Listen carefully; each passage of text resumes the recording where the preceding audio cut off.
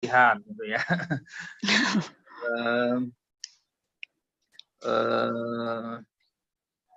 Alhamdulillah rabbil alamin wa bihi nasta'inu ala umuri dunya waddin wassalatu wassalamu ala asyrafil anbiya wal mursalin sayyidina Muhammadin wa ala alihi wa ashabihi ajmain. Sambil nunggu saya ulangi lagi nanti. Ini Zoom-nya biar connect ke YouTube.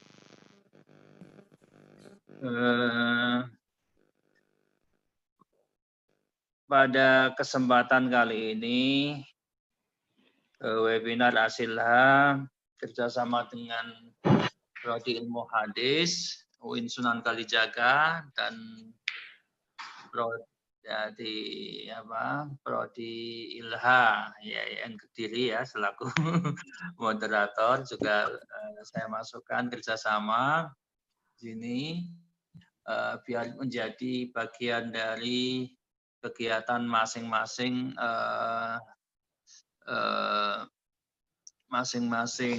Prodi Ilha. Dengan demikian Prodi Ilha dapat berjalan dengan baik kegiatan-kegiatannya.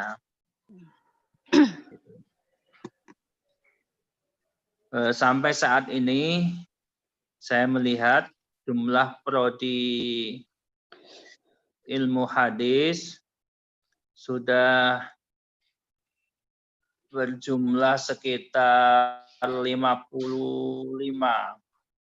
dan luar biasa sudah banyak dari sisi jumlahnya.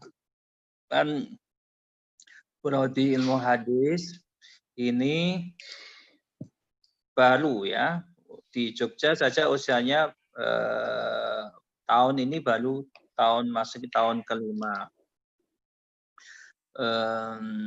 Dan masih banyak prodi-prodi ilmu hadis yang baru masih terakreditasi C, dalam artian akreditasinya adalah akreditasi minimum ketika pembukaan prodi baru. Dalam kesempatan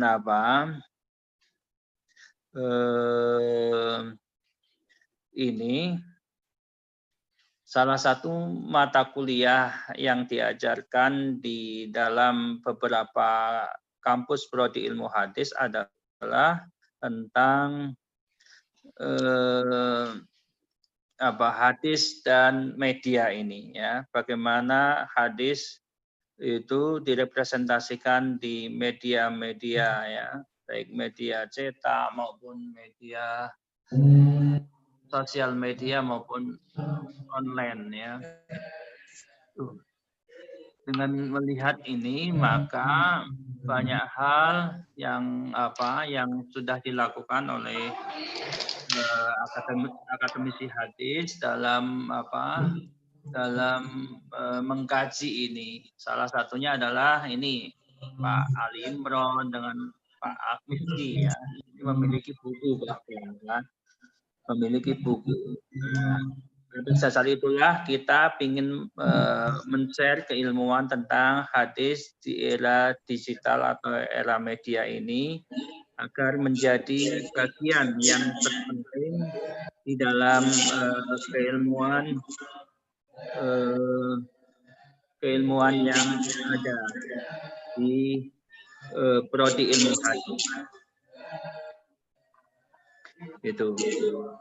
Jadi itu yang pengantar saya bagaimana kajian hadis dan era digital ini kaitannya dengan media dapat menjadi bagian dari perkembangan kajian di prodi ilmu hadis. Salah satunya adalah itu indikasi bahwa kajian yang ada di dalam kajian yang ada di dalam prodi Ilha itu semakin maju dan terkait dengan perkembangan masa kini. Dari sisi kurikulum memang disarankan bahwa hadis yang dikaji di prodi Ilha kalau dalam konteks ilmu hadis klasik harus tetap karena itu bagian dari profil keilmuan keahlian prodi ilmu hadis. Dan perkembangan masa kini dari hadis itu, terutama di dalam kaitan hadis media, ini sangat penting. Salah satunya adalah tadi perkembangannya lewat hadis di era digital ini yang akan disampaikan oleh para narasumber kali ini. Itu saja yang saya sampaikan. Saya selaku Ketua Asilha mengucapkan selamat mengikuti, selamat datang para narasumber, moderator, dan para kaprodi ilmu hadis maupun para akademisi hadis di Indonesia. Jika berkenan bisa mengikuti web berkontribusi kepada web Asilha, asilha.com, silakan Bapak Ibu cari di Google, itu sangat langsung number one itu ya, walaupun belum optimal ya, sedang dikembangkan. Monggo silakan menulis ya opini, kajian maupun yang lainnya tentang hadis. Kemudian yang kedua ada jurnal Asilha. Nah, jurnal Asilha kita sudah 2 tahun terbit dan akan akreditasi, bahkan ini persiapan menuju ke Scopus. Ya, beliau jurnal ini diketuai oleh Profesor Dr. Anton Athoillah UIN Bandung. Itu atau jurnal-jurnal yang lainnya di Asilha banyak, itu di webnya sudah ada link-link jurnal. Ibu Bapak sekalian bisa melihat dan berkontribusi di dalam penulisan artikel di dalamnya. Itu untuk Asilha, dan keanggotaan silahkan japri saya atau untuk memiliki kartu Asilha ataupun yang lainnya ya. Ini ada beberapa yang sudah, ini penting sekali bagi akreditasi, nanti ditanya ya. Dan selamat kepada IAIN Tulungagung yang barusan kemarin prodi ilhanya sudah turun akreditasinya, yaitu dengan nilai baik. Ya, alhamdulillah ya, sekarang nilainya ada 3, baik, baik sekali, dan unggul. Nah, dulu namanya C, B, A. Sekarang unggul, baik sekali, baiknya. Prodi baru mendapatkan nilai baik itu sudah alhamdulillah sudah lumayan, sudah minimum. Mari kita tingkatkan nilai akreditasi itu ke yang baik, karena akreditasi ke depan itu susah sekali. Misalnya dalam konteks dosen harus doktor, misalnya lektor kepala ke atas dan sebagainya. Ya, demikian juga alumninya ya, ada yang harus misalnya sesuai dengan keilmuannya, jumlahnya 80%, kemudian tepat waktu juga, dan masa kerjanya ya untuk mendapatkan kurang dari 6 bulan. Itu yang dapat saya sampaikan. Saya kembalikan ke Mbak Kholilah selaku moderator. Ya, mari kita buka dulu pertemuan pagi hari ini dengan bacaan basmalah bersama-sama. Bismillahirrahmanirrahim. Terima kasih. Saya kembalikan ke Mbak moderator untuk memandu acara sampai selesai. Terima kasih. Assalamualaikum warahmatullahi wabarakatuh. Waalaikumsalam warahmatullahi wabarakatuh. Baiklah, Assalamualaikum warahmatullahi wabarakatuh. Bismillah, alhamdulillah, wassalatu ala rasulillah, sallallahu alaihi wasallam, wa ala alihi wa ashabihi wa man tabi'ahum ila yaumiddin amma ba'd. Yang terhormat Dr. Muhammad Al-Fatih Suryadilaga MAG selaku Ketua Asosiasi Ilmu Hadis Indonesia atau Asilha. Yang terhormat para narasumber yang telah hadir di tengah-tengah kita hari ini, Dr. Ali Imron STHI, MSI, dan yang terhormat Mas Miski Mudin STHI, MHum.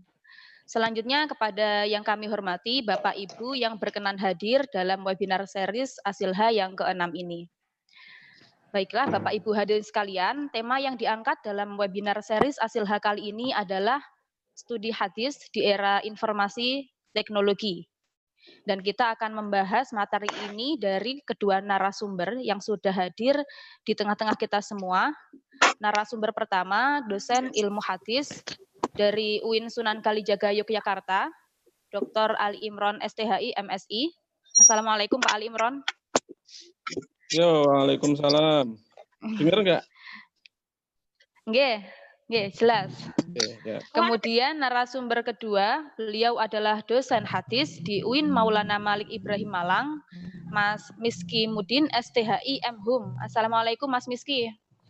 Waalaikumsalam warahmatullahi wabarakatuh. Ya. Untuk kesempatan penyampaian materi yang pertama, akan saya persilahkan kepada Dr. Ali Imron MSI terlebih dahulu. Jelas mengenai riwayat pendidikan beliau, Bapak Ali Imron ini merupakan lulusan dari S1 jurusan Tafsir Hadis UIN Sunan Kalijaga Yogyakarta, S2 di Studi Al-Quran dan Hadis UIN Sunan Kalijaga, dan studi doktoral beliau ditempuh di Studi Agama dan Lintas Budaya, konsentrasi kajian Timur Tengah di Sekolah Pascasarjana Universitas Gadjah Mada, Yogyakarta. Beliau juga berpengalaman mengajar dalam mata kuliah hadis dan teknologi informasi, dan juga mengampu mata kuliah hadis dan media di tempat beliau mengajar.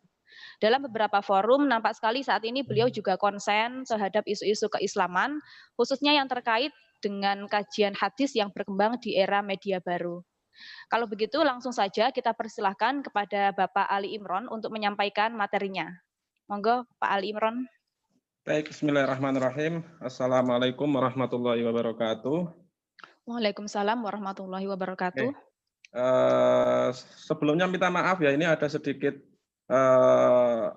gangguan teknis. Laptop saya nggak bisa terkoneksikan dengan HP, jadi file untuk materinya belum bisa untuk di-share-kan. Jadi ini nanti saya langsung tampilkan saja dari HP untuk beberapa tayangan darurat ya, karena ini ada kendala teknis itu sehingga yang saya persiapkan belum bisa saya ambil untuk saya kirimkan di grup HP karena saya online-nya pakai HP ya. Oke ya. Untuk sekarang saya bermaksud untuk memperkenalkan salah satu tool dari Google yang bisa kita pakai untuk pengembangan studi hadis. Yakni ada yang namanya Google Trend ya, Google Trend. Ini bisa kita pakai ya, kita bisa pakai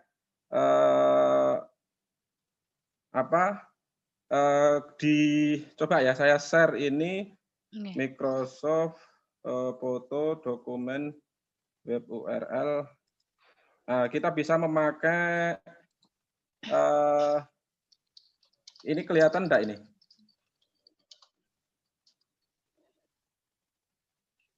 Untuk share foto, oke, galeri. Oke ya, untuk kasus ini saya mencoba untuk ini kelihatan anunya grafik yang saya tampilkan? Iya, kelihatan ya. Bapak. Ini ada yang namanya di Google, itu namanya Google Trend. Ini biasanya dipakai oleh para marketing di bidang ya bisnis untuk melihat tren apa yang sedang laku keras di sebuah wilayah gitu ya. Nah, ini patokannya adalah berdasarkan pencarian di Google, pencarian kata di Google. Nah, ini saya coba melihat untuk pengaruh era corona kemarin terhadap studi hadis ya. Di Google ini ada yang itu di grafik, ada yang merah, terus kemudian ada yang biru, ada yang kuning dan ada yang hijau. Nah, itu ternyata kita lihat kata kunci untuk hadis ya di masa wabah itu, masa pandemi, itu mengalami peningkatan ya, mengalami peningkatan untuk yang warna kuning ya.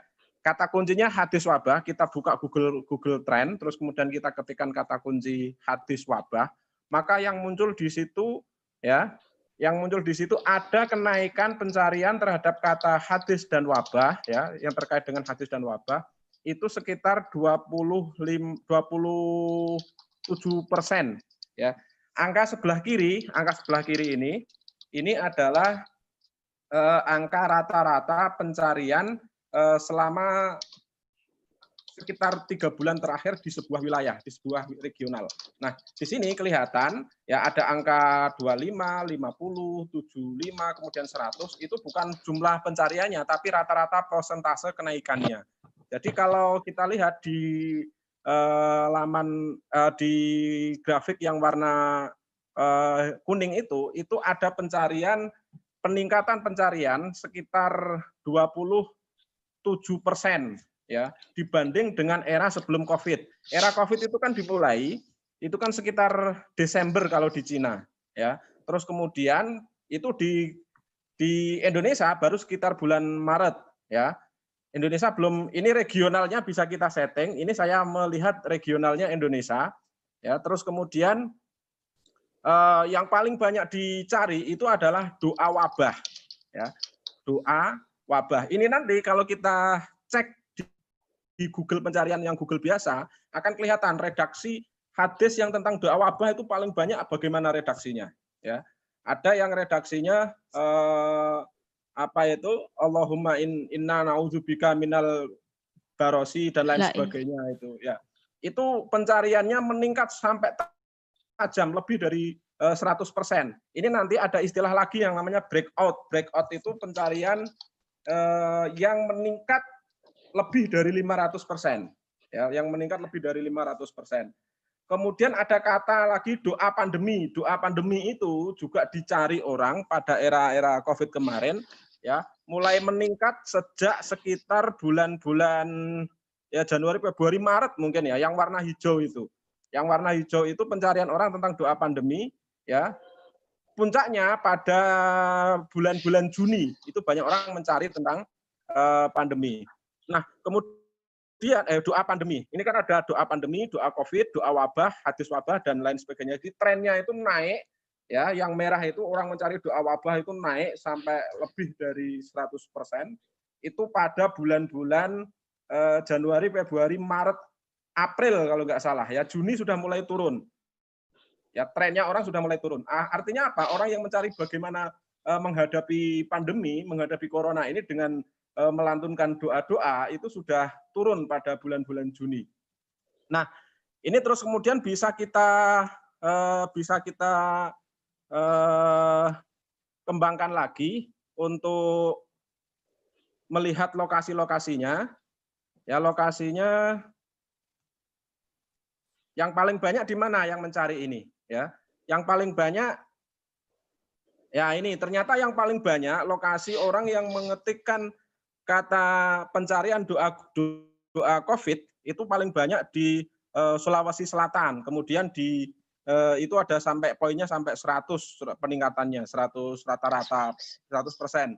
Di Jogja sampai 31%, terus kemudian Lampung sekian persen dan lain sebagainya. Jadi ini bisa kita pakai kalau misalkan ada pengelola website prodi yang ingin mengiklankan tulisannya melalui Google AdSense atau melalui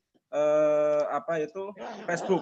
Nah, itu kan nanti bisa disetting ya. Pencarian yang paling banyak untuk doa COVID ya itu di Sulawesi Selatan. Nah, maka disettinglah misalkan di situ tampilan untuk tulisan-tulisan di prodi, website prodi, situs prodi itu kan kadang kan menulis artikel tentang COVID atau apa, itu bisa diiklankan untuk wilayah Sulawesi Selatan misalkan. Nah, ini trennya banyak sekali ya. Jadi keterbacaannya nanti akan menjadi lebih besar peluangnya dibanding dengan secara random misalkan ya, menulis setelah itu tidak diiklankan sama sekali. Bagi orang yang peduli terhadap traffic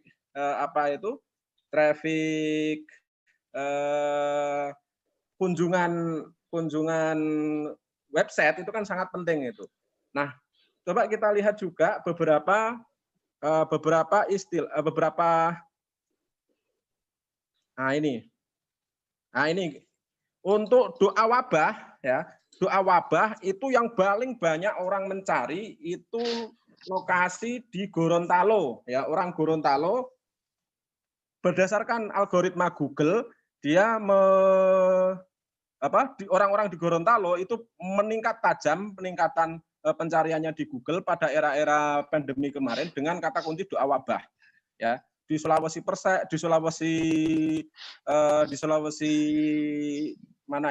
Sulawesi Tenggara ada kenaikan sebesar 65%, di Jawa Timur ada 54%, ya, di Jawa Barat ada kenaikan 51%, dan ini data-data ini ada di Google Trend, ya. Terus kemudian bisa kita lihat juga sebentar. Untuk doa yang lain, oke, di Google.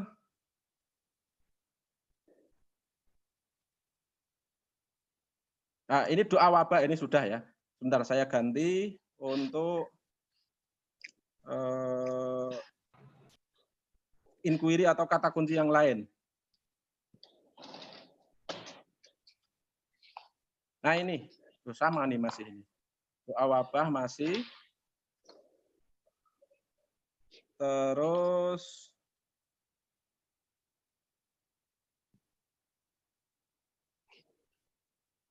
nah ini hadis wabah ya. Untuk kata kunci hadis wabah itu di Google orang paling banyak mencari itu di Indonesia paling banyak adalah meningkat ya, peningkatan terjadi paling banyak di Sulawesi Selatan ya, ada peningkatan 100%, di Jambi juga ada peningkatan 100%, kemudian di Jawa Timur ada peningkatan 82%, di Jawa Barat ada peningkatan 82%, di Jawa Timur ada peningkatan 61%, di Jawa Tengah ada peningkatan 56%. Nah ini wilayah-wilayah yang paling banyak menggunakan kata kunci hadis wabah ketika mereka bermaksud mencari bagaimana sebenarnya Nabi memberikan tuntunan terkait dengan wabah. Ya, itu jadi dari gerak-gerik publik, gerak-gerik masyarakat, dan mereka bagaimana mereka menghadapi wabah itu bisa kita manfaatkan Google Trend ini. Ya, cuman nanti ya ini masih sangat dasar, bisa kita tindak lanjuti misalkan dengan beberapa aplikasi yang lain atau software online yang lain. Misalkan kita mau melihat artikel apa yang paling banyak dikunjungi oleh orang, website mana yang paling banyak dikunjungi oleh orang publik masyarakat ketika pada era pandemi. Nah, ini kita bisa memanfaatkan Alexa ya, situs Alexa ranking itu yang menyediakan ranking peringkat website itu selama pandemi. Nah, itu kan bisa kita manfaatkan. Batas waktunya bisa kita setting misalkan mulai dari 1 Januari sampai misalkan 30 Agustus besok, 30 Juli kemarin. Jadi ini itu akan kelihatan ya pergerakan publik ketika menghadapi situasi wabah itu mereka mencari di internet itu apa yang paling banyak dicari. Hadisnya apa misalkan. Kalau saya kemarin mencoba mencari ya, misalkan adakah pengaruh yang signifikan antara kemunculan wabah ini dengan hadis tentang lockdown, hadis tentang karantina. Itu kan ada tuh hadis tentang apabila ada wabah di suatu daerah maka jangan pergi ke sana dan janganlah kamu keluar dari sana.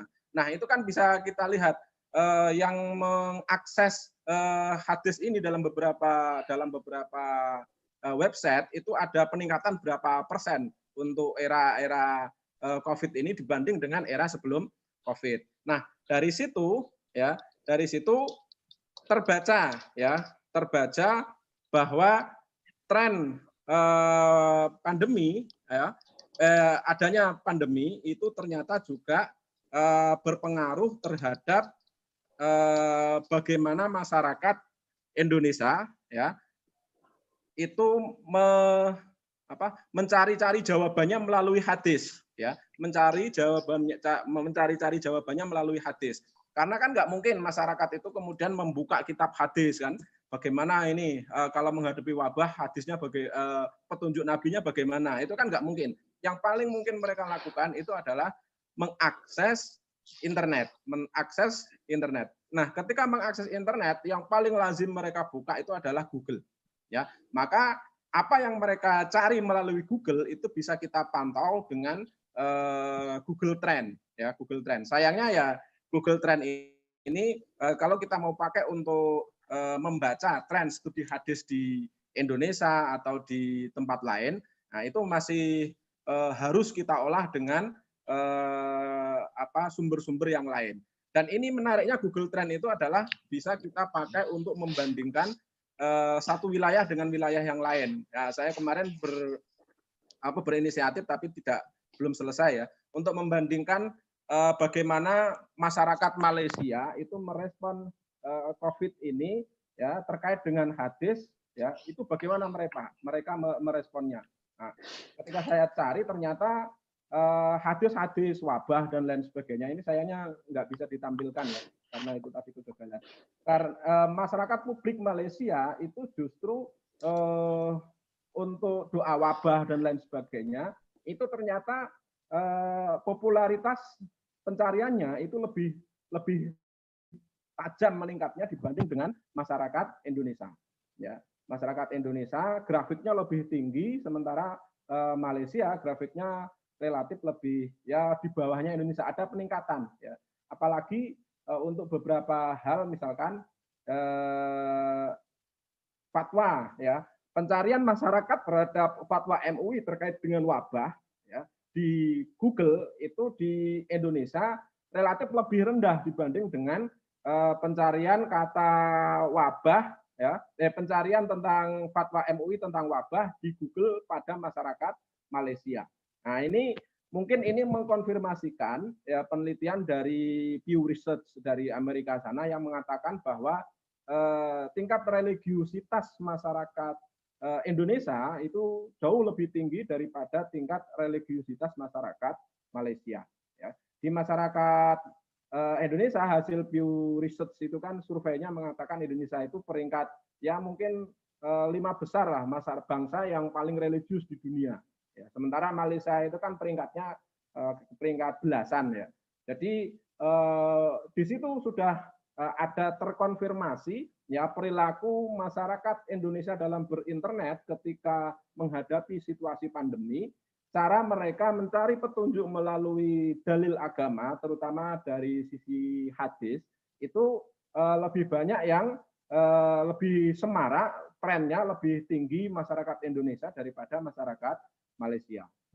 Jadi ini sekedar pengenalan karena beberapa bidang studi itu sudah menggunakan Google Trend ini sebagai analisa keilmuan mereka, misalkan ilmu epidemiologi, ya beberapa pakar itu sudah menulis di beberapa jurnal, ya untuk memetakan sebuah penyakit itu menggunakan Google Trend, ya tren masyarakat ketika terkena wabah kemarin, masyarakat yang lebih sadar dengan misalkan dengan pola masker ya memakai masker dan sebagainya. Jadi mereka sudah mempetakan masyarakat yang mencari masker yang banyak itu terletak di kota mana. Nah, itu berarti kemungkinan orang-orang epidemiologi menyimpulkan kemungkinan masyarakat sana adalah masyarakat yang sudah sadar tentang arti pentingnya masker. Nah, demikian juga ini hasil pencarian Google Trend ini kita kan bisa mencari, bisa melihat perilaku publik masyarakat Indonesia. Ternyata ketika situasi COVID ini yang paling mereka cari itu adalah bukan artikel-artikel tentang bagaimana obat yang diberikan oleh Nabi ketika menghadapi wabah penyakit menular, tapi yang mereka cari itu adalah doa, ya doa ini kan gambarnya paling tinggi itu, ya yang merah doa wabah, ya jadi yang mereka butuhkan saat itu adalah bagaimana membaca doa wabah itu bagaimana redaksinya. Nah, itu yang mungkin bisa kita manfaatkan ya bagi pengelola website Islam atau apa, bisa ketika pada masa-masa yang dulu itu ketika membaca trennya naik, maka bisa kita langsung kemudian mempublish 2 atau 3 tulisan di website kita atau di jurnal kita ya yang bicara tentang doa wabah, itu misalkan doa-doa wabah atau lain sebagainya yang bersumber dari hadis, dari sahabat, dari tabiin dan lain sebagainya, sehingga peluang untuk keterbacaannya di masyarakat itu lebih tinggi. Nah, jadi ini sekedar ya pengantar untuk penggunaan Google Trend untuk membaca perilaku masyarakat Indonesia dalam merespon pandemi ya, yang mereka lakukan responnya itu mereka salurkan melalui jaringan internet via Google. Nah, demikian ini sedikit pengantar dari saya, kurang lebihnya mohon maaf. Assalamualaikum warahmatullahi wabarakatuh. Assalamualaikum warahmatullahi wabarakatuh. Terima kasih atas penyampaian materi dari Bapak Ali Imron ya. Sangat menarik. Kita menjadi tahu bahwa dalam kajian hadis kita bisa menggunakan beberapa aplikasi seperti Google Trends, situs Alexa ya, yang kemungkinan nanti bisa digunakan sebagai alat analisis juga untuk melihat seberapa besar tingkat peluang keterbacaan tulisan kita. Misalkan kita memiliki tulisan yang terkait dengan apa yang dicari oleh masyarakat.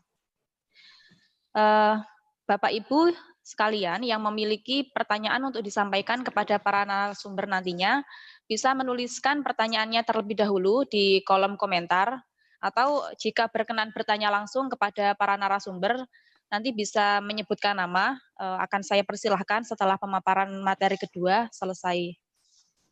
Untuk selanjutnya, pemaparan materi kedua akan disampaikan oleh dosen muda berbakat, ya, Mas Miski.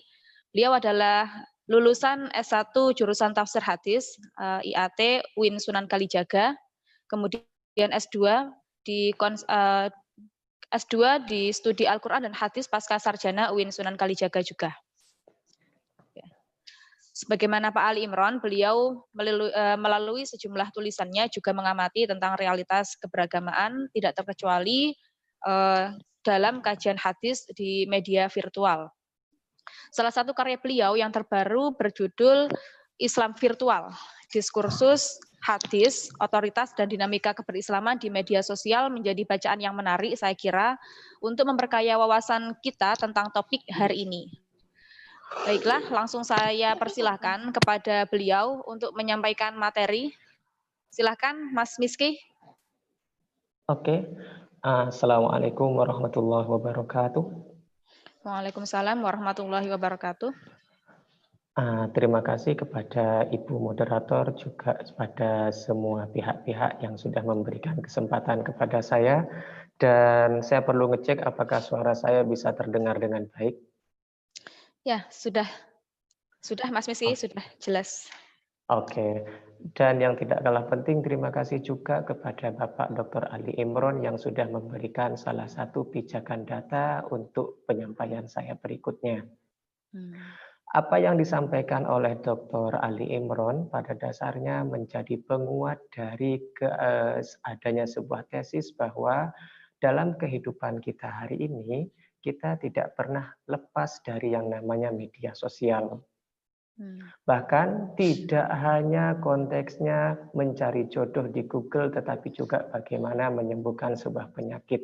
Yang itu bahkan di dalam ruang medis, obat untuk wabah yang sedang kita hadapi itu belum benar-benar dipastikan 100% ditemukan.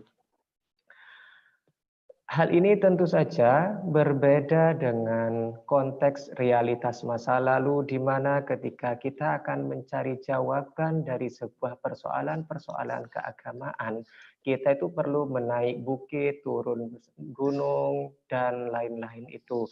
Pada konteks hari ini, ketika kita ada sedikit persoalan, tanpa terkecuali soal keagamaan, di samping soal cinta dan pencarian jati diri yang tak kunjung usai, yang kita rujuk pertama kali itu pasti Pak Google. Setidaknya ini pengalaman saya. Entah pengalaman Bapak Ibu bagaimana, tapi saya pikir husnudzon saya kita sama. Dan yang tidak kalah penting dari itu adalah pada kesempatan ini, saya akan membahas tentang bagaimana memahami hadis Nabi dalam media sosial. Dan barangkali saya bisa dibantu untuk menayangkan slide-nya.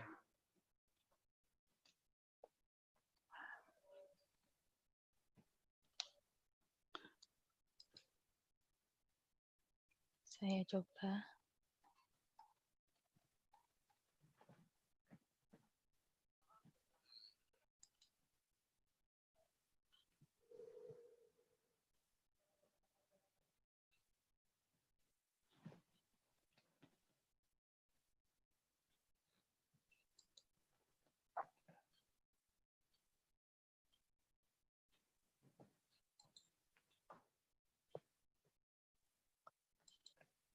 Oke.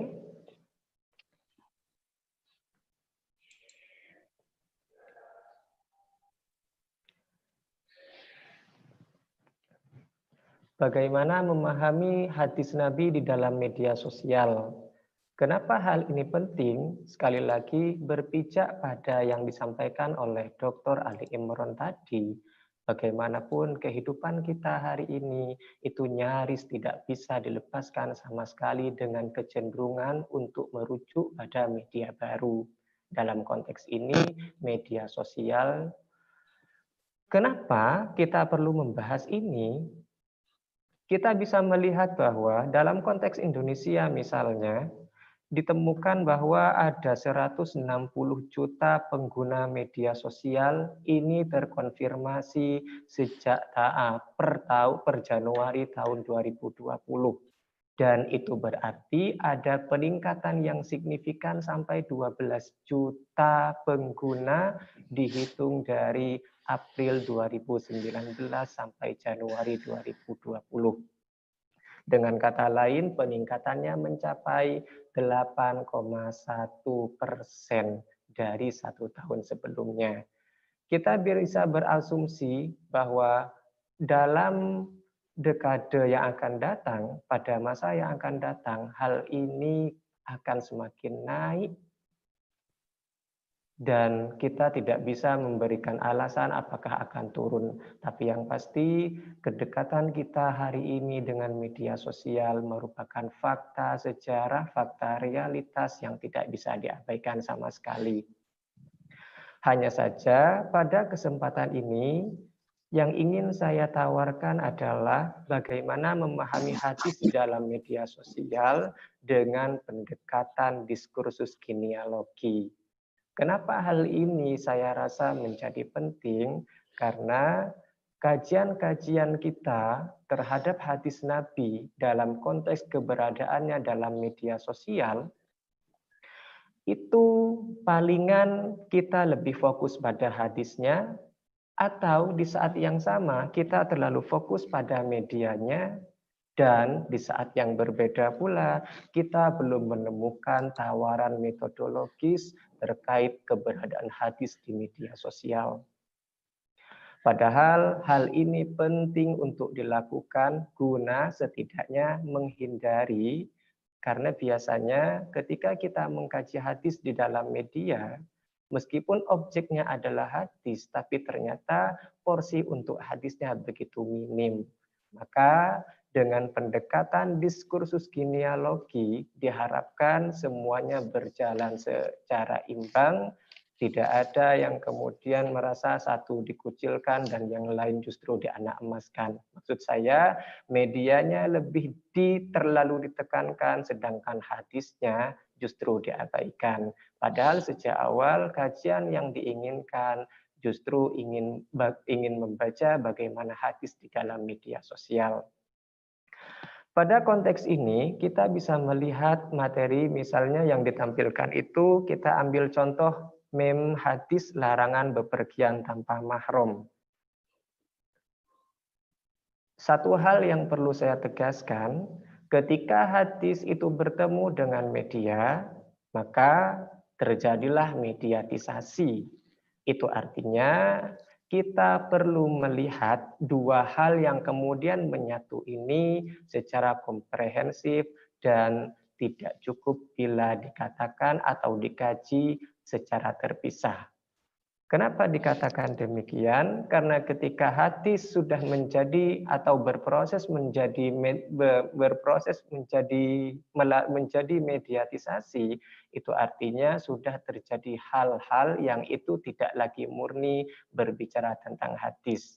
Tapi dalam konteks ini tidak masalah sebenarnya kalau kita mau fokus pada hadisnya, tetapi sekali lagi kalau memang kajian yang akan kita kaji itu mau melihat hadis yang memang berkorelasi dengan media sosial. Berikutnya.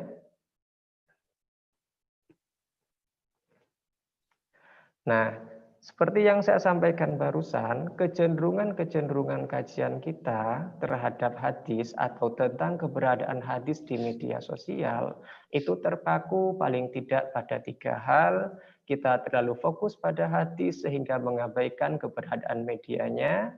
Yang kedua, kita terlalu fokus pada media dan kita mengabaikan keberadaan hadisnya. Dan yang tidak kalah penting, kita seringkali kebingungan mau dikaji menggunakan apa, karena di saat yang sama hadis punya perspektif dan media juga punya perspektif. Maka pada kesempatan ini, keberadaan pendekatan yang bisa mengakomodir dua hal itu saya pikir merupakan hal yang urgen dan signifikan. Berikutnya. Apa itu pendekatan diskursus genealogi? Pendekatan diskursus dan genealogi itu berupaya untuk menempatkan hadis dan media dalam satu kesatuan utuh, sekaligus dalam proses analisisnya nanti kita tidak bisa mengabaikan bahwa hadis yang sudah masuk pada media itu lepas dari konteksnya, baik dalam konteks antar media sosial maupun konteks dalam kehidupan nyata. Tetapi yang tidak kalah penting dari itu, kita meyakini melalui pendekatan ini, apapun pendekatan, apapun pemahaman terhadap hadis yang kemudian muncul di media sosial, itu sebenarnya punya alur genealogis. Artinya, keberadaan pemahaman tertentu yang ada di media sosial itu tidak lepas dalam konteksnya yang hari ini, sekaligus tidak bisa dilepaskan begitu saja dengan konteksnya di masa lalu. Di dalam pendekatan diskursus genealogis, kita diharapkan membaca persoalan keberadaan hadis di media sosial itu secara imbang. Artinya, hadis dan media dibaca secara baik sebagai konteks mikro, sedangkan konteks sosial, konteks genealogis itu juga harus dibaca dengan baik untuk nanti mendapatkan gambaran yang spesifik dan komprehensif bahwa sebenarnya ada apa di balik itu. Berikutnya.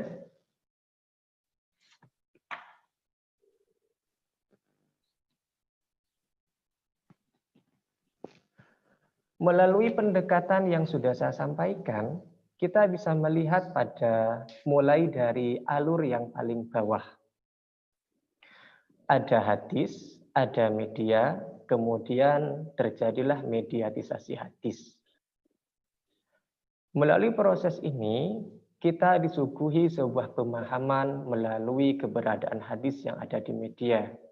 Ambillah kita meme hadis misalnya, atau dalam contoh yang paling dekat dengan kita tadi tentang hadis larangan perempuan bepergian tanpa mahram.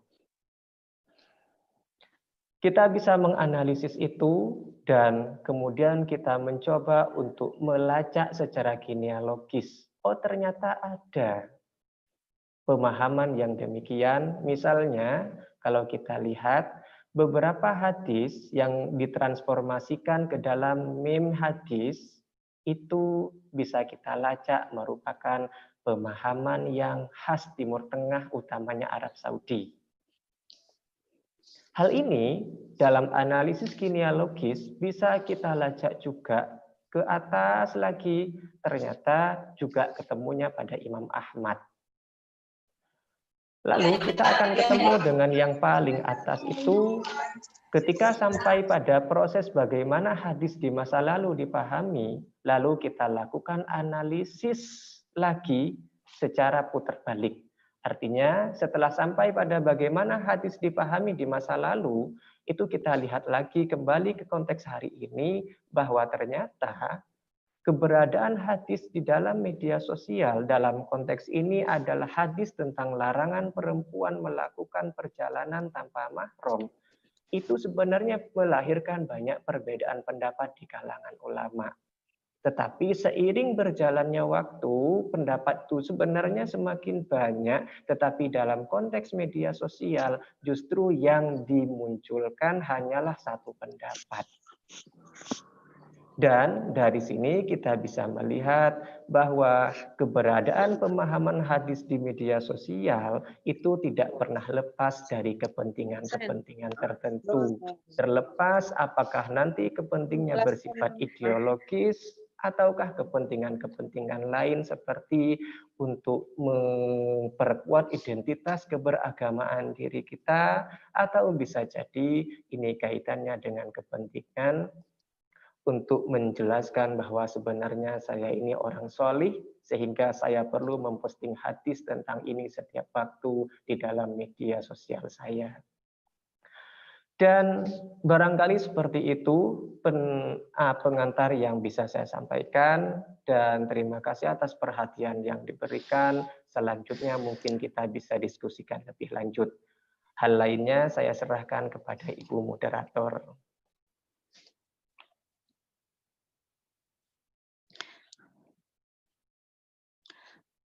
Baik, terima kasih atas pemaparan yang sangat menarik dari narasumber kedua, Mas Miski. Nah, ada beberapa pertanyaan yang sudah masuk di kolom komentar. Akan saya bacakan. Yang pertama dari ada dua pertanyaan yang masih masuk ini. Yang pertama dari Mbak Subhani Dewi. Saya rasa ini untuk Pak Ali Imron ya. Yang pertanyaannya, apakah sumber Google Trend ini cukup reliable sebagai evidence? Maksud saya, apakah keterlibatan dalam mengakses doa-doa tersebut bisa disetarakan dengan praktik yang dilakukan oleh masyarakat? Karena tadi Pak Ali menyebutkan tingkat religiusitas masyarakat Indonesia sangat tinggi. Itu pertanyaan pertama. Kemudian pertanyaan kedua dari Bapak Mustafa As'adi menanyakan tentang apakah perlu menginstal Google Trends ke Chrome? Kalau iya, bagaimana cara menginstalnya? Karena beliau saat ini masih dalam perjalanan, belum bisa buka laptop. Dua pertanyaan ini ditujukan untuk Kak Ali Imron. Mungkin bisa langsung dijawab, Bapak, terkait Google Trends. Baik ya, untuk pertanyaan, sebentar saya lihat ya, pertanyaan dari Mbak Uma. Mbak Uma, ya. Ya, Bu Uma Kusuma Dewi. Saya share ini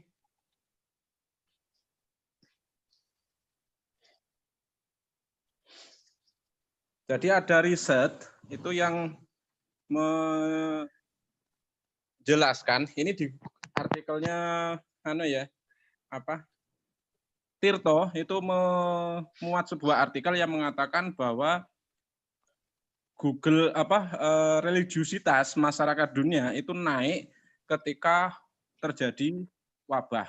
Ya, ini ada kata kuncinya itu ada Nabi Muhammad, ada Yesus, ada Musa, ada macam-macam. Itu tren pencarian kata-kata ini meningkat. Ya, dari sini terus kemudian saya ingin melacak kalau ada peningkatan tren masyarakat terhadap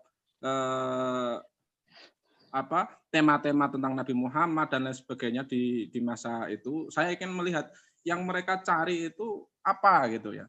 Misalkan apakah resep bagaimana Nabi itu menghadapi wabah atau apa. Ternyata dari yang saya cari tadi, beberapa kata kunci saya kombinasikan, ternyata yang paling banyak mereka cari itu adalah doa. Ya, doa bagaimana mereka masyarakat itu mendekatkan diri kepada Tuhan ketika sains kebingungan, ya, belum ada obatnya, PBB bilang vaksin belum jelas, bahkan yang terbaru itu kan masyarakat mungkin beberapa dekade itu ya, pandemi ini belum bisa ditaklukkan, hingga akhirnya mereka menjadi lari kepada agama, ya. Masyarakat ya bukan lari ya kalau bahasa kita, ya semacam memilih untuk mendekatkan diri kepada agama ketika sains sampai sekarang belum bisa menjinakkan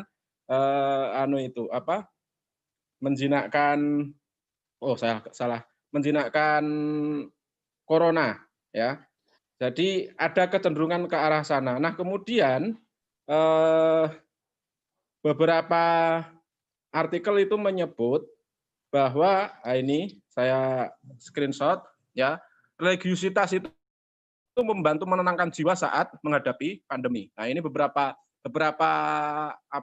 hipotesa ini kemudian saya tindak lanjuti lebih lanjut di bidang studi hadis, bagaimana ternyata tadi hasilnya mengalami peningkatan, ya.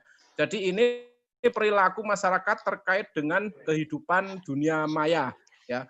Kalau untuk kemudian apakah di dunia nyata mereka benar-benar membaca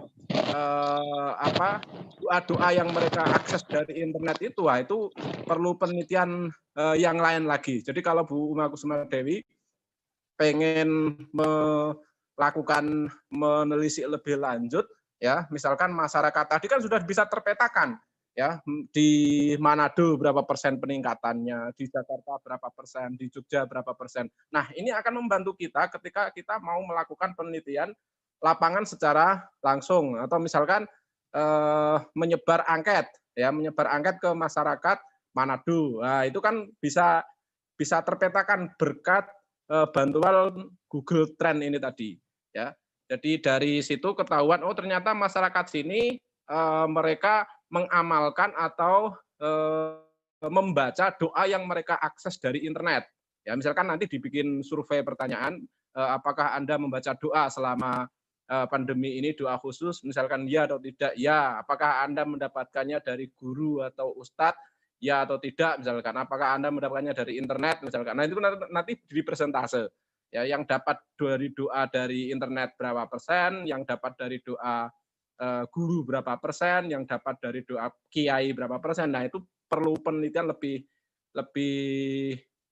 detail lagi. Tetapi dari Google Trend ini kita bisa memantau perilaku masyarakat itu secara digital, mereka mengakses cara-cara seperti itu. Gitu ya. Jadi kalau diamalkan atau tidak itu perlu penelitian lebih jauh lagi. Terus kemudian yang selanjutnya, pertanyaan selanjutnya, apakah Google Trend ini butuh software lagi? Tidak ya, Google Trend itu fasilitas analisa dari Google bagi awalnya ini bagi pelaku blogging, ya, tukang nulis blog gitu loh, ya, tukang nulis blog. Nah, ini bisa kita misalkan bisa kita akses dari ketik Google, terus kemudian nanti di bagian pencariannya itu ketik Google Trend gitu. Nah, nanti kita klik, nanti munculnya seperti ini, ya. Jadi ini Google Trend. Halaman pertama kita kasihkan kata kunci ini Google Trend. Nanti akan ada tulisan, ya, menampilkan 1 dari 6 contoh insight artikel terbaru. Pelajari bagaimana data Google dapat digunakan untuk membuat artikel. Ini memang untuk analisa lebih lanjut ya, Google Trend ini. Kita bisa mengembangkan lagi dengan beberapa alat yang lain yang disediakan juga oleh Google. Misalkan bisa pakai Google Analytics misalkan. Itu juga bisa kita pakai, tetapi beda kalau Google Analytics itu fungsinya lebih ke arah memantau website kita secara pribadi, ya. Kalau kita punya tulisan-tulisan, terutama prodi ilmu hadis, ada tulisan-tulisan tentang hadis, tentang wabah, itu bisa kita lihat di situ trennya, yang melihat paling banyak orang daerah mana, wilayah mana, gitu. Berapa pengunjungnya, berapa pengunjung, terus kemudian peta usia yang membaca itu usia berapa saja, itu bisa dicari lewat Google Analytics itu. Nah, ini Google Trend. Nanti kalau kita klik yang tulisan Google Trend ini, yang lingkaran merah ini akan muncul seperti ini. Ya, jadi nggak perlu menginstal, tapi tinggal mencari di Google karena ini fasilitas dari itu secara langsung. Nah, ini nanti akan muncul seperti ini. Ya. Kita bisa memasukkan 2 kata kunci lebih. Ya, ini contohnya Taylor Swift sama Kim Kardashian. Ini biasanya ya. Ini nama artis dari barat. Nah, kita bisa memakai kata kunci misalkan wabah penyakit atau hadis tentang wabah atau doa tentang wabah atau apa gitu kan, bisa kita pakai. Demikian juga nanti misalkan bisa kita pakai untuk banyak hal. Misalkan yang paling banyak dicari masyarakat untuk 1 tahun ini di bidang studi hadis itu apa? Misalkan hadis Ramadan, itu peningkatannya pasti akan terjadi pada event-event bulan Ramadan. Ya, hadis nisfu Sa'ban. Nah, misalkan itu nanti trennya pasti akan meningkat pada era-era pada era-era dekat-dekat bulan Sa'ban, atau misalkan ada momen yang seperti ini, ya. Momen tentang wabah, ya, atau mungkin ada momen seperti kemarin, ya, kepemimpinan non Muslim. Nah, itu nanti bisa perilaku masyarakat itu kita cari peningkatannya sampai berapa persen, wilayah mana saja yang peningkatannya paling tinggi, ya, petanya seperti apa, terus kemudian kata-kata kunci terkait apa yang bisa juga dipakai oleh publik, oleh masyarakat untuk mencari insight ini di Google, itu bisa kita cari melalui Google Trend ini. Nah, ini salah satunya ini, ya, enter a system or topic, ini bisa kita pakai. Nanti kemudian munculnya, kalau satu topik yang kita pakai, itu nanti hasilnya akan seperti ini. Kalau cuma 1 kata kunci yang kita masukkan, itu nanti seperti ini. Nah, ini saya memasukkan kata kunci hadis wabah. Ya, ini terjadi peningkatan mulai pada bulan Januari. Jadi selama tahun 2019, ya, itu sebenarnya orang sudah ada ya yang mencari sedikit banyak yang mencari tentang kata kunci hadis wabah. Belum begitu meningkat, tapi begitu terjadi corona di Cina pada 31 Desember kemarin, Cina mengumumkan, pada saat itu juga 1 bulan kemudian Januari di Indonesia, orang-orang sudah mulai ada yang meningkat penasaran mencari hadis tentang wabah itu apa di Indonesia. Nah, ini sudah mulai ada peningkatan. Terus naik, terus sampai sekitar, ini mungkin bulan Januari, Februari, Maret. Kalau nggak Februari ya Maret ini. Sebelum bulan Juni ada peningkatan tinggi sekali. Ya, itu nanti di bawahnya ada breakout. Ya, breakout itu kategori-kategori bawah ini, yang kalau kita scroll ke bawah, ya, itu adalah pencarian yang peningkatannya lebih dari 500%. Ya, 500%.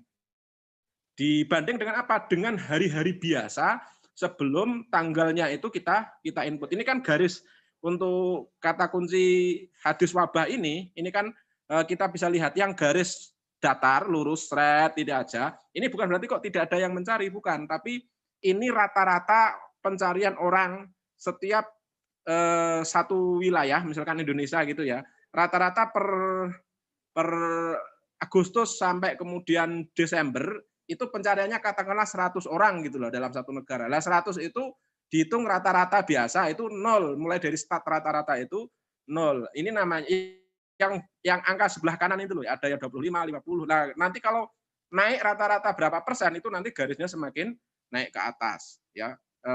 Kurvanya akan semakin naik-naik. Terus kemudian semakin turun. Jadi ini kalau kita mau mencari mau bikin tulisan tentang hadis wabah lagi, nah kemungkinan tren masyarakat sudah mulai menurun ya.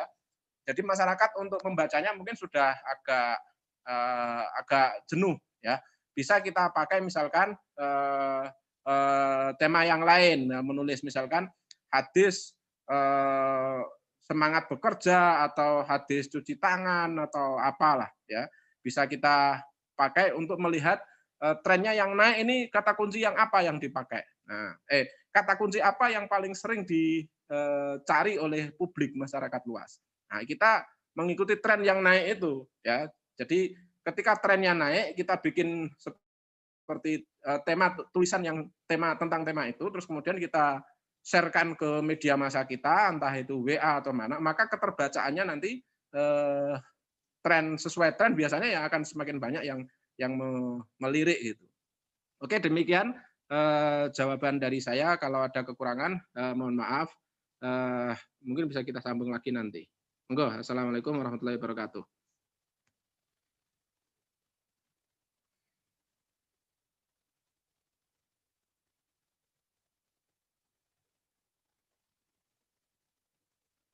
Monggo silakan.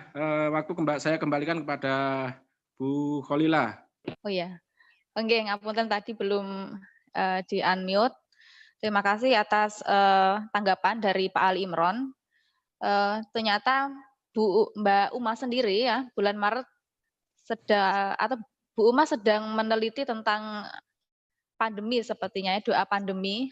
Bulan Maret kemarin Bu Uma menyebar survei tentang ritual di masa pandemi tapi tidak memakai Google Trend.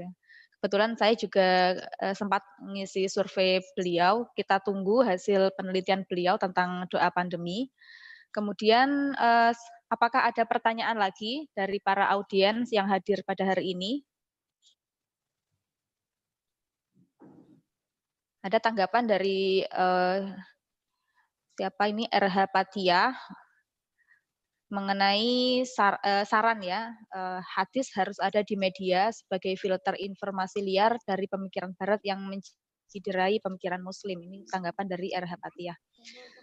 Saya ulangi, apakah ada pertanyaan dari para audiens hari ini? Bisa bertanya langsung kepada para narasumber yang ada, karena temanya sangat menarik dan kekinian ya. Kalau tidak ada saya ingin bertanya kepada Mas Miski ini, coba terkait pendekatan diskursus genealogi tadi yang kemudian sebagai contohnya adalah ketika kita meneliti meme hadis yang ada di internet ya, kita bisa melacak teks hadis yang ada, pemahaman hadis yang ada dalam meme tersebut itu kita lacak ke ulama yang ulama belakangan, ulama klasik, misalkan tadi dicontohkan Imam Ahmad, dan kemudian dari situ kita menelusuri bagaimana hadis dipahami pada masa lalu, dan kemudian kita bergerak ke depan untuk menganalisis bagaimana kemudian hadis dipahami pada masa sekarang, yang kemudian kita berusaha untuk mengungkap apa kepentingan di balik meme hadis tersebut, apakah faktor atau ada kepentingan ideologis atau untuk memperkuat identitas diri. Pertanyaan saya itu bagaimana kemudian kita instrumen atau metode yang digunakan untuk mengungkap kepentingan di balik meme tadi itu. apakah kita harus menelusuri sumber meme tadi itu siapa, sumber yang menyebarkan atau sumber yang membuat, ataukah kita menganalisis secara personal ya terhadap tadi ya hasil dari bagaimana hadis dipahami masa lalu, kemudian yang nampak sekarang hadis itu difahami oleh yang hadis itu kemudian muncul tampil dalam meme hadis itu. Kalau menurut Mas Miski bagaimana untuk mengungkap kepentingan di balik meme itu, bagaimana kemudian instrumennya, apakah harus wawancara atau survei atau bagaimana? Terima kasih Ibu Kholilah Mukarromah untuk pertanyaan itu. Pertanyaannya kalau saya sederhanakan mungkin bagaimana nanti hal yang bisa kita lakukan agar untuk melacak atau untuk mengungkap kepentingan apa yang ada di balik keberadaan meme hadis. Pendekatan diskursus genealogi itu sebenarnya bagian dari pendekatan analisis kritis, analisis wacana kritis. Pendekatan ini meniscayakan sebuah meniscayakan kenyataan bahwa tidak ada teks yang lepas dari konteksnya dan tidak ada teks yang tidak memiliki atau tidak berpautan dengan kepentingan-kepentingan. Jadi analisis wacana kritis itu memang sejak awal asumsi yang dibangun adalah asumsi bahwa apapun yang di-share itu sebenarnya punya kepentingan-kepentingan tertentu. Hanya saja memang bagaimana cara kita mengungkapnya itu nanti meniscayakan pendekatan-pendekatan lain atau metode-metode lain yang memang dibutuhkan untuk ke situ. Misalnya, karena yang mau kita kaji itu adalah meme yang itu artinya hanya berbentuk gambar, maka tentu saja selain kita perlu melihat narasi yang dibangun di dalam gambar itu, kita juga perlu melihat bagaimana si pemilik akun itu memvisualkan hadis tersebut menjadi bentuk visual-visual tertentu. Bagaimana kita mengungkap bahwa di sini ada kepentingan-kepentingan, sekali lagi analisis atau pendekatan diskursus genealogi meniscayakan analisis kita tidak terfokus pada meme yang ada, melainkan juga mengharuskan melihat bagaimana diskursus tentang tema terkait berkembang di masyarakat. Sehingga ketika ada pemetaan-pemetaan, anggaplah nanti setelah semua alur metodologis itu sudah kita lakukan, pasti kita akan ketemu dengan pemetaan-pemetaan, entah pemetaannya berdasarkan hadis yang sebenarnya hadis tentang tema itu berbeda-beda, nanti akan merambat pada pemetaan bahwa terkait hadis tersebut ulama banyak sekali yang berbeda pendapat. Sehingga dari beberapa perbedaan yang ada, kita bisa mengambil satu kesimpulan bahwa yang sedang kita kaji ini sebenarnya alurnya adalah kecenderungan alur A. Kenapa kita bisa langsung menyimpulkan A? Karena sebenarnya terkait hadis ini pemahaman ulama ada yang B, ada yang C, ada yang D, ada yang E, dan begitu seterusnya. Dan tentu saja ini salah satu metode yang bisa kita gunakan. Ketika kita mau menelisik gambar yang ada di dalam meme itu, kita perlu dibantu dengan analisis semiotika. Kita perlu melihat ini maknanya apa. Jangan-jangan sebenarnya keberadaan meme itu terkait juga dengan komodifikasi agama. Misalnya kita ketemu dengan meme tentang larangan isbal. Toh ternyata yang menyebarkan meme itu penjual atau toko sirwal anti isbal. bebal. Kalau dari situ kan kita bisa melacak bahwa sebenarnya keberadaan mem itu sama sekali lepas dari kepentingan-kepentingan tertentu. Terlepas apakah kepentingannya adalah A, itu nanti bisa kita temukan saat analisis lebih lanjut. Dan yang tidak kalah penting dari yang disampaikan dari yang ditanyakan oleh Ibu Kholila, kita akan tahu lebih lanjut bagaimana hasilnya kalau kita sudah mencoba itu, dan saya sedang mencoba untuk menulis artikel khusus dengan menggunakan pendekatan diskursus genealogi.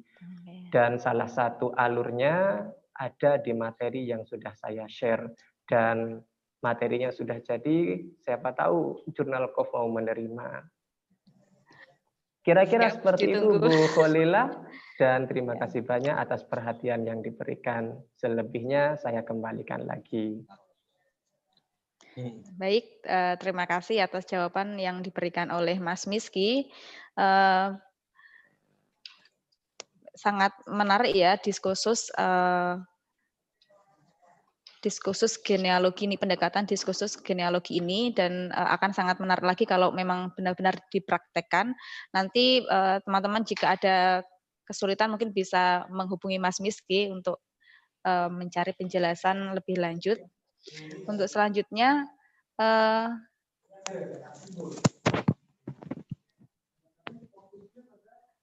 dari Mbak Uma di kolom komentar ada pertanyaan ya untuk Mas Miski. Barangkali penting juga untuk memahami kenapa meme hadis lebih banyak menggunakan bahasa Indonesia dan bukan matan hadis itu sendiri, yakni dalam bahasa Arab. Ada aspek penerjemahan, aspek yang dalam studi Quran kontemporer, vernakularisme. Apa aspek terakhir ini juga penting dalam diskusi di studi hadis? Untuk pertanyaan untuk Mas Miski dari Mbak Uma tentang aspek vernakularisme yang ada dalam studi Quran kontemporer, apakah juga penting dalam diskusi studi hadis? Ya, Mbak Kholila, jadi begini, pendekatan diskursus genealogi itu memang meniscayakan sebuah temuan-temuan tertentu. Apa yang disampaikan oleh Mbak Uma itu sebenarnya hasil dari temuan yang dalam konteks ini menggunakan pendekatan diskursus genealogi. Keberadaan hadis dalam konteks ini adalah mem hadis sebenarnya muncul dengan beberapa varian. Kita ambil contoh hadis tentang larangan perempuan bepergian tanpa mahram. Itu setidaknya ada 3 varian utama. Yang pertama, ada caption singkat, misalnya haram perempuan melakukan perjalanan tanpa mahram. Di dalam mem itu kemudian dilanjutkan dengan cuplikan hadisnya. Cuplikan hadisnya bisa berbahasa Arab kemudian diterjemahkan atau hanya berbentuk terjemahan. Yang kedua, varian yang kedua, hadis itu mengalami proses slogan, menjadi slogan. Misalnya kita ketemu dengan mem, tidak ada penjelasan apakah itu hadis atau bukan, yang ada hanyalah gambar perempuan, kemudian ada keterangan perempuan tidak boleh melakukan perjalanan tanpa disertai mahram.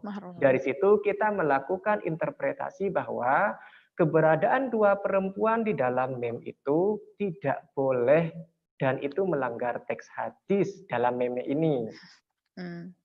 Karena yang paling penting kata hadisnya harus ada mahram, sehingga keberadaan perempuan yang lain itu tidak memadai untuk sesuai dengan apa yang diajarkan oleh hadis. Ini varian yang kedua.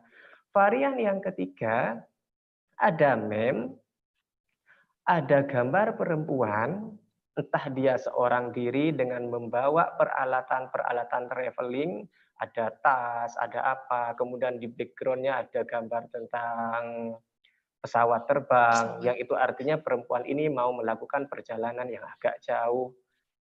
Di situ tidak ada penjelasan apapun, yang ada hanyalah potongan hadis yang berbunyi tidak halal perempuan melakukan perjalanan kecuali ditemani oleh mahramnya, hadis riwayat Bukhari, Muslim, dan seterusnya.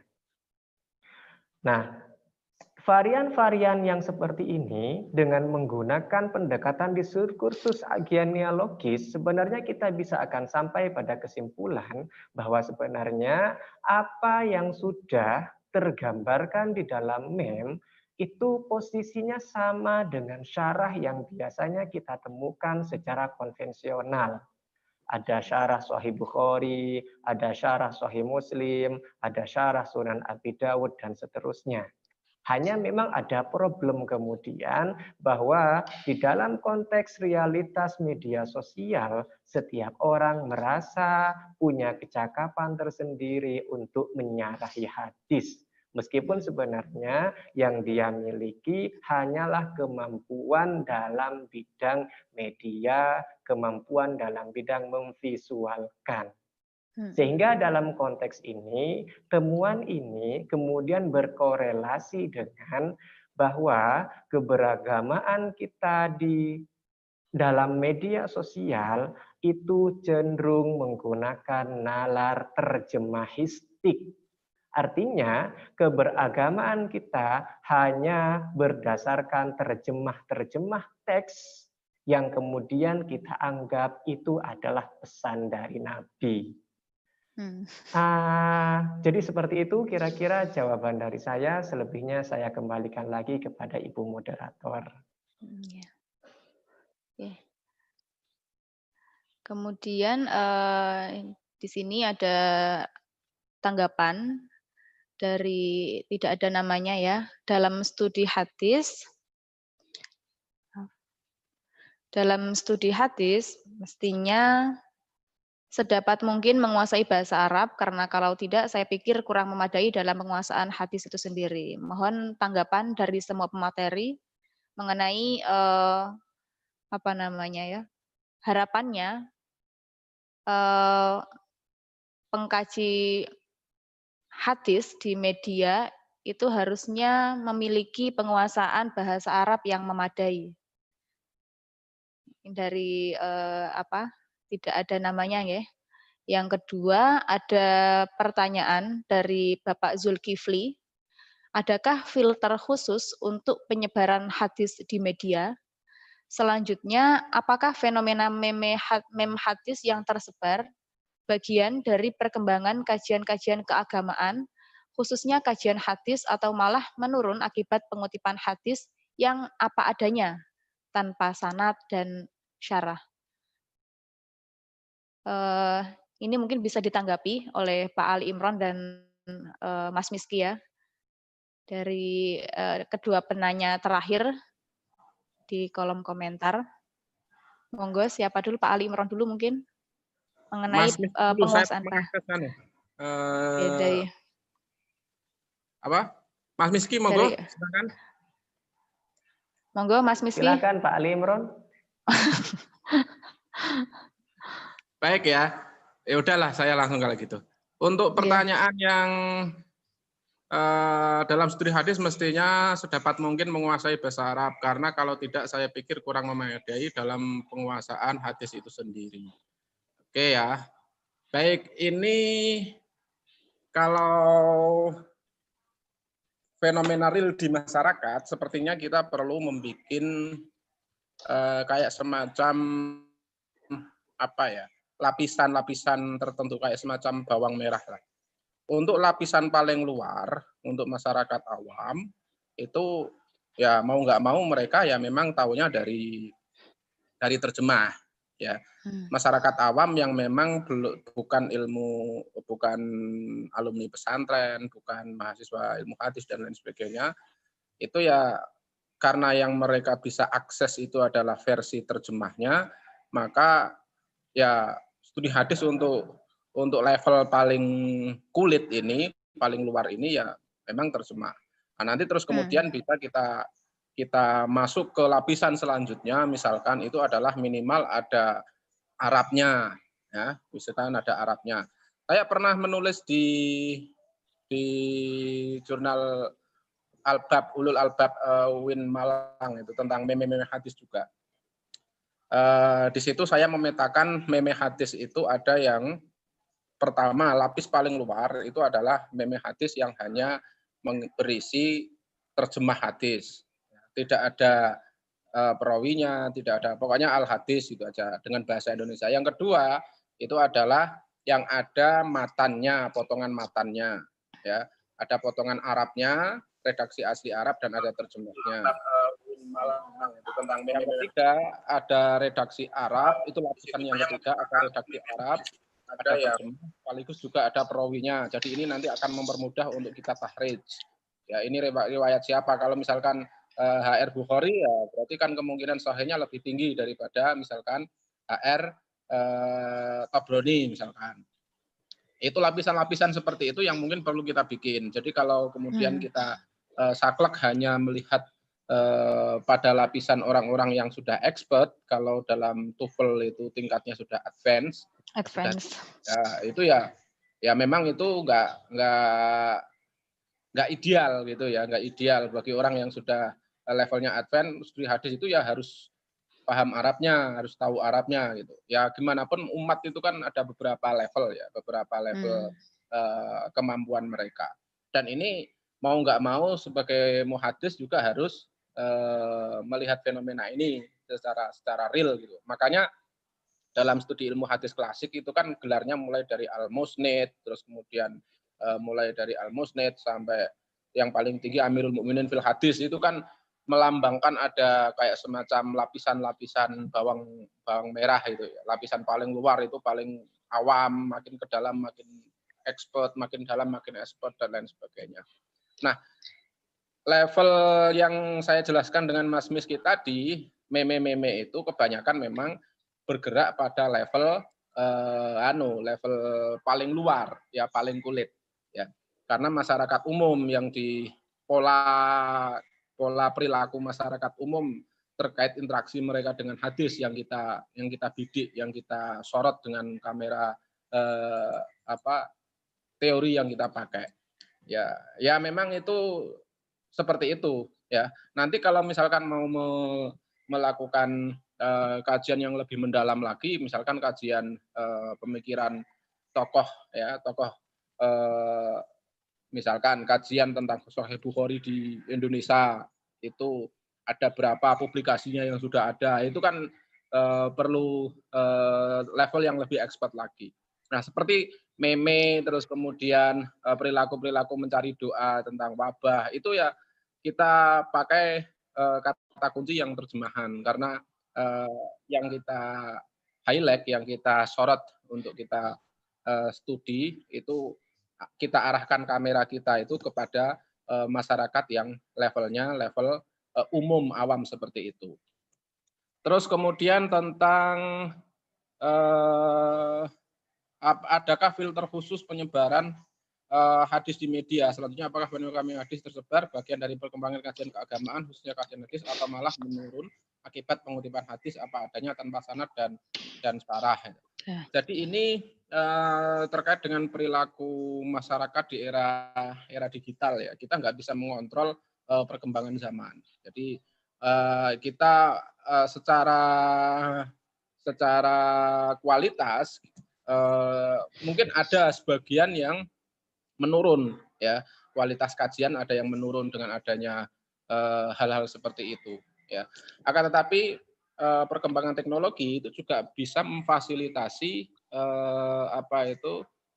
kajian hadis lebih berkualitas. Misalkan ya zaman sekarang itu kan yang bisa mentahrid hadis itu kan bisa memutuskan mana yang sahih dan lain sebagainya. Itu penelitian tentang sanad, penelitian tentang rijal itu lebih mudah dengan adanya berbagai macam software itu. Ya, dan sekarang isi software itu sudah banyak yang online-kan.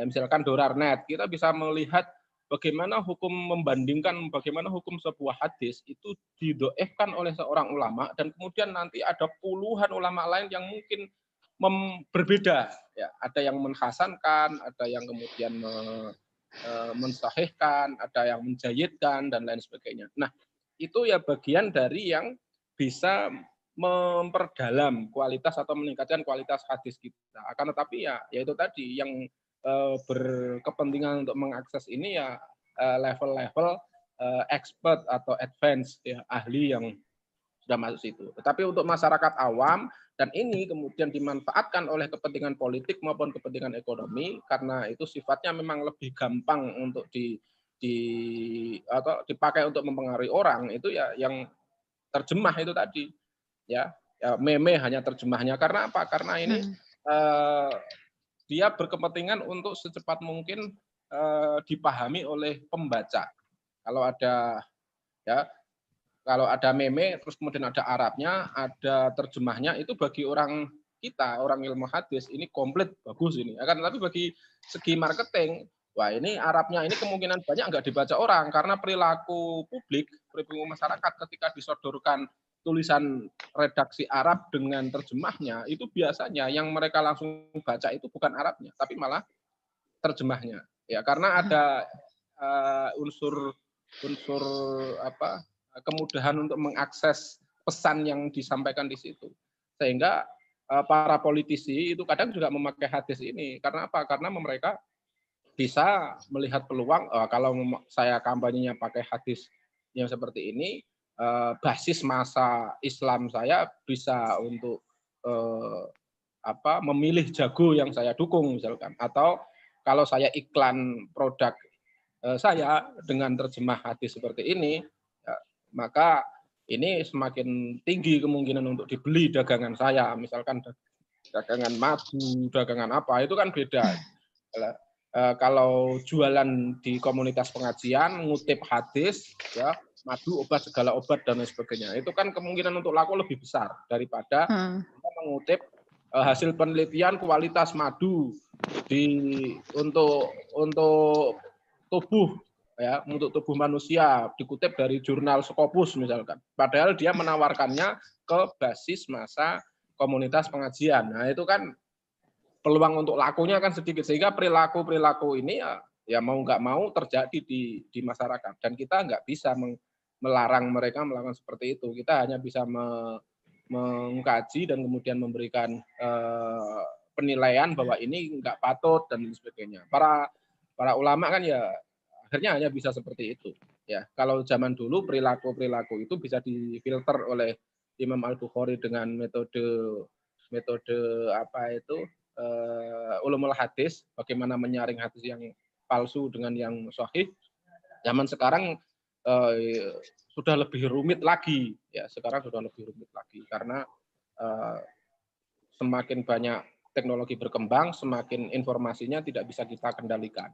Dan ini bukan hanya di bidang studi hadis, di bidang kedokteran itu juga para dokter sekarang mumet ya dengan banyaknya hoax atau hoa yang terkait dengan corona misalkan. Yang paling terbaru sekarang kan Anji kemarin itu, yang katanya profesor siapa itu, yang kemudian ID sama mau protes, mau memperkarakan.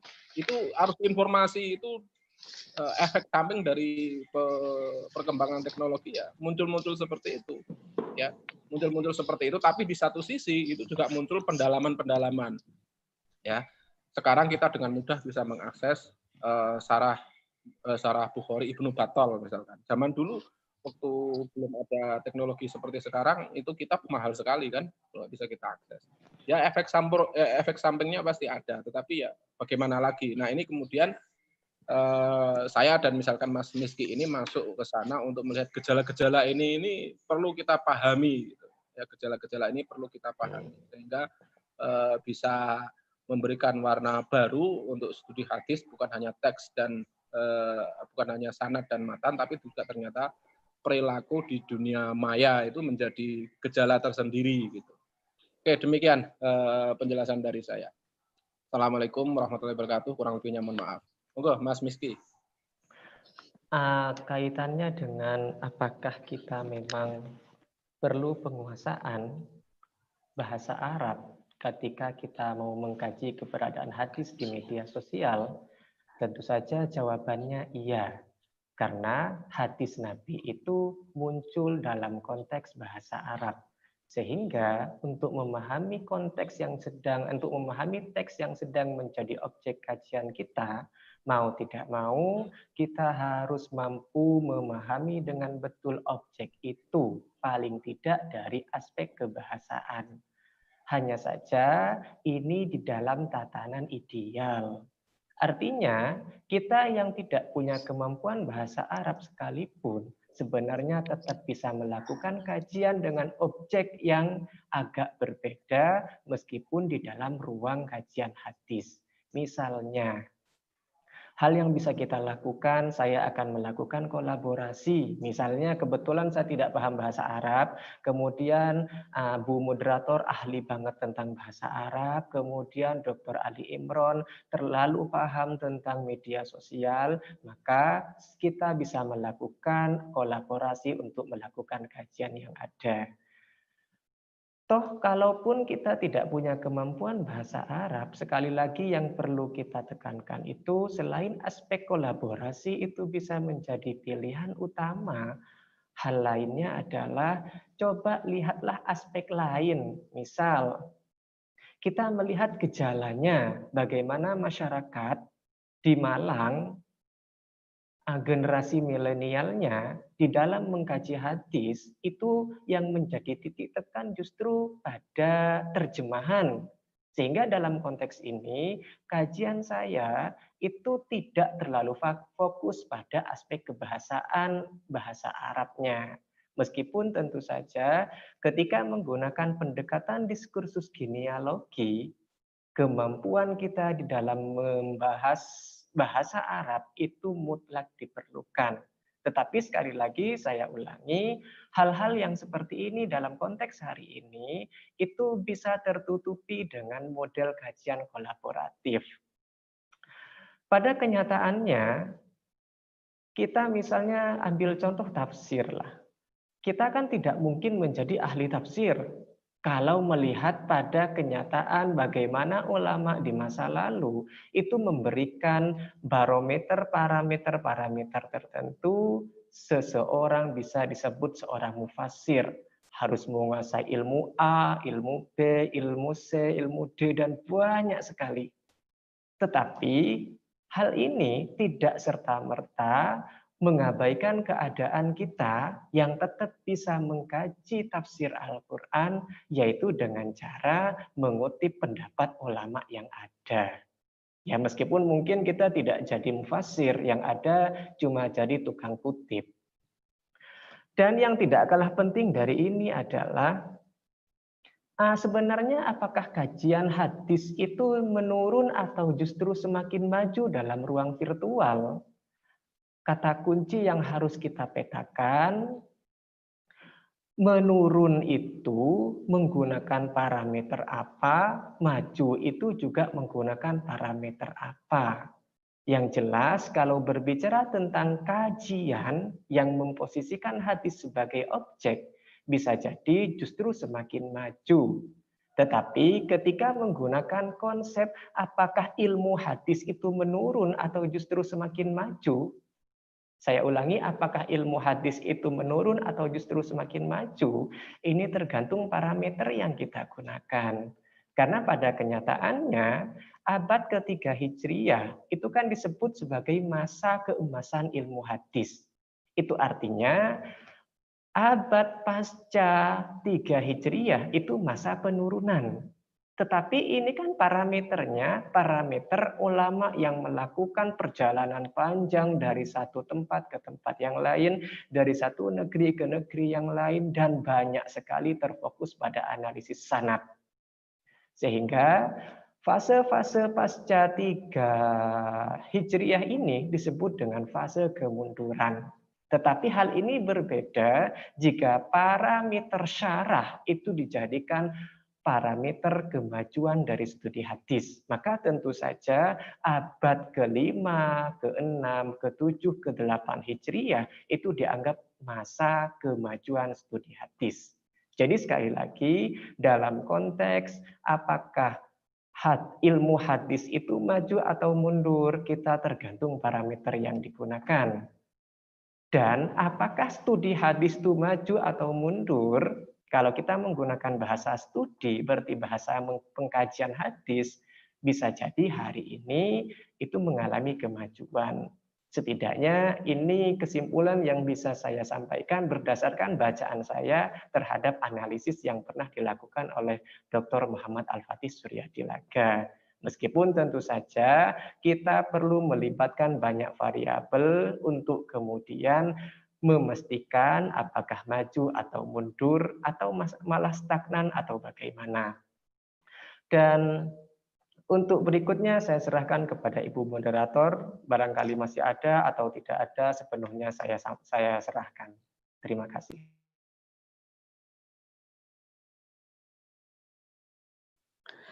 Baiklah, untuk selanjutnya masih ada lagi Mas Miski dari Bapak Sofiuddin. Pertanyaannya, bagaimana mengaitkan hadis mem dengan otoritas? Otoritas itu tergantikan dengan apa? Atau tidak ada lagi otoritas dalam dunia media sosial? Persoalan otoritas, Mas Miski. Silahkan. Nah, oke, terima kasih banyak pada Ibu Moderator. Berbicara otoritas, itu sebenarnya pembicaraan kita tentang modal. Modal kultural, modal sosial, termasuk tentu saja modal pengetahuan keagamaan kita kalau objeknya atau konteksnya adalah ilmu-ilmu agama. Kenapa Sahih Bukhari, Sahih Muslim dianggap sebagai kitab yang paling punya otoritas dan otoritatif, sehingga hadis yang HR-nya adalah Bukhari dan Muslim dianggap sebagai hadis tersahih, atau bahkan kita menyerah dengan mengatakan ini sudah Sahih Bukhari, ini sudah Sahih Muslim, sehingga kita tidak perlu lagi mengkajinya lebih lanjut. Ini karena konteks otoritas yang dimiliki oleh Al-Bukhari dan Muslim itu kita terima. Sekali lagi, otoritas itu kaitannya dengan modal yang kita punya. Dalam masalah media sosial, otoritas apa yang berkembang? Nah, otoritas hadis sebagai sumber keagamaan itu tidak mengalami pergeseran. Karena pada kenyataannya, jangankan soal masalah mencari jodoh, soal menyembuhkan wabah corona saja tetap merujuk pada hadis meskipun sumber pengetahuannya dari Google.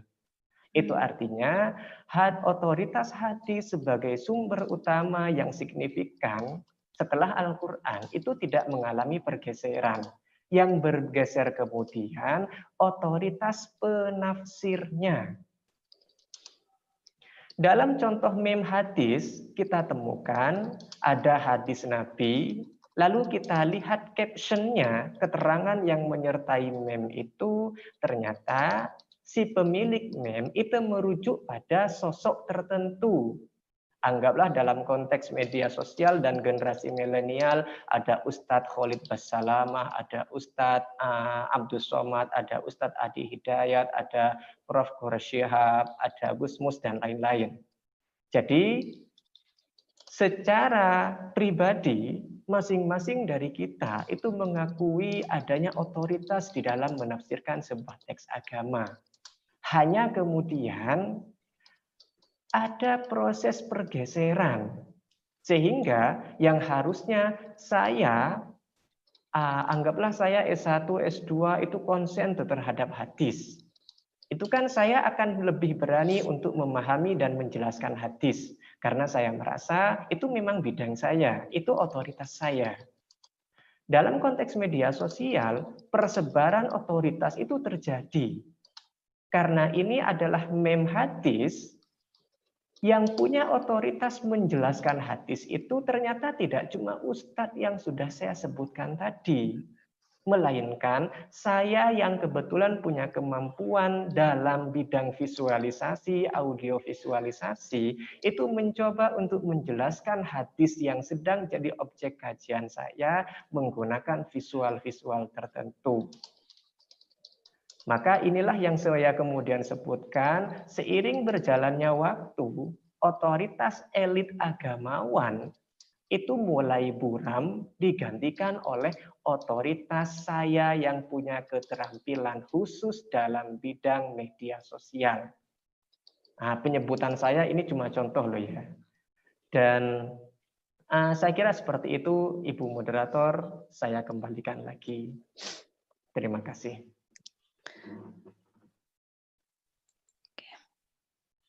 Terima kasih atas jawaban yang sudah disampaikan oleh Bapak Ali Imron dan juga Mas Miski. Untuk selanjutnya, jika tidak ada pertanyaan dari Bapak Ibu semuanya, sekarang tepat jam 10 lewat 58, hampir jam 11, kita bisa tutup acara acara webinar hari ini. Mungkin bisa dilanjutkan setelah sesi ini atau nanti bisa menghubungi langsung ke Mas Miski ataupun Bapak Ali Imron jika memiliki ketertarikan kajian hadis di media. Baiklah, dari saya kesimpulannya adalah dari pemaparan Bapak Ali Imron tadi gitu ya, kita bisa melihat bahwa perkembangan teknologi dan informasi merupakan sebuah keniscayaan yang harus kita terima untuk era saat ini, meskipun dalam realitanya itu ada respon yang pro maupun yang kontra. Dan webinar hari ini menjadi topik yang penting sebagai salah satu bentuk ikhtiar dari para akademisi hadis dalam merespon realitas kajian hadis yang ada di dalam dunia virtual. Pak Ali Imron tadi menawarkan beberapa sumber aplikasi seperti Google Trend, situs Alexa, ada juga Google Analytics yang kemungkinan bisa membantu kita untuk memetakan sejauh mana akses masyarakat terhadap kajian hadis di media sosial, juga membantu kita untuk mencari peluang keterbacaan tulisan kita jika kita memiliki tulisan terkait topik yang dicari oleh masyarakat. Kemudian dari pemaparan Mas Miski, kita bisa mendapatkan tawaran baru, yakni pendekatan diskursus genealogis yang beliau tawarkan sebagai tawaran metodologis yang membantu kita dalam melakukan penelitian kajian hadis di media. Untuk selanjutnya, kajian hadis di media, sebagaimana respon dari Bapak Ibu tadi, ada yang meniscayakan apakah ada yang mempertanyakan apakah perlu penguasaan penguasaan bahasa Arab, dan kemudian bagaimana kajian hadis di media itu apakah semakin naik atau malah menurun ketika seperti kajian meme itu diunggah tanpa kontennya itu tanpa sanad dan hanya terjemah gitu ya. Ini ada yang ingin ada yang ingin bertanya tadi, Busar siapa tadi? Ya, dan nanti mungkin bisa dilanjutkan setelah ini Mbak, siapa tadi yang ingin sudah raise hand gitu. Kemudian mungkin ada closing statement dari narasumber Pak Ali Imron dan Mas Miski, ada closing statement mungkin 5 menit masing-masing. Tidak ada. Ya, nanti kalau Tidak ditutup nggak ada Okay. pertanyaan-pertanyaan. Silakan nanti kalau seumpama ada pertanyaan bisa kita diskusikan di grup WA, silakan. Oke. Baiklah, waktu sudah menunjukkan pukul 11 tepat, sehingga sudah saatnya kita sampai pada penghujung acara hari ini. Saya sampaikan terima kasih kepada para narasumber yang telah meluangkan waktunya untuk berbagi ilmu kepada kita semua. Insya Allah nanti bermanfaat ya dan berkah. Juga kepada Bapak Ibu, Mas, Mbak yang sudah berkenan hadir menyimak materi hari ini dari awal hingga akhir acara. Begitu juga segenap pengurus Asilha yang telah mengadakan rangkaian acara webinar series hari ini. Saya sebagai moderator menyampaikan permohonan maaf jika ada kesalahan maupun kekurangan selama memandu berjalannya diskusi hari ini. Dan tadi ada salam dari Pak Al-Fatih bahwa beliau ada acara di PAU, kemudian saya yang akan bertugas untuk menutup acara hari ini. Untuk sertifikat acara bisa bergabung di grup Asilha ya, link WA-nya sudah dikirimkan di kolom chat. Kemudian untuk selanjutnya dari saya, wassalamualaikum warahmatullahi wabarakatuh. Waalaikumsalam warahmatullahi wabarakatuh. Saya izin live terlebih dahulu.